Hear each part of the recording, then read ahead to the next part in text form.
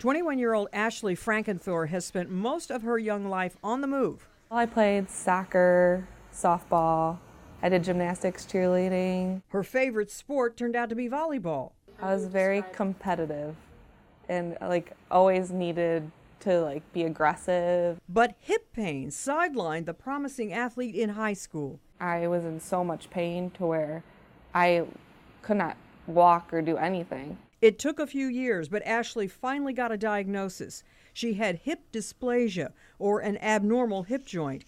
Doctors don't know what causes it, but if untreated, it can lead to severe arthritis. And once a hip is arthritic, really the only treatment is a hip replacement. The problem is hip replacements only last about 20 years for elderly patients, but as many as 35% of patients younger than 50 have to do it again in 5 years. So young patients like Ashley would either have to wait in pain for years or have the surgery and multiple revisions. And each time that a hip replacement is revised, the outcomes are not as good. Dr. Joel Williams offered Ashley a different option, hip preservation surgery.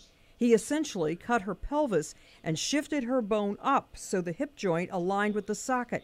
It can postpone or even eliminate the need for a hip replacement down the road. The recovery has not been easy, but Ashley says it's worth it. I feel like a whole new person after it.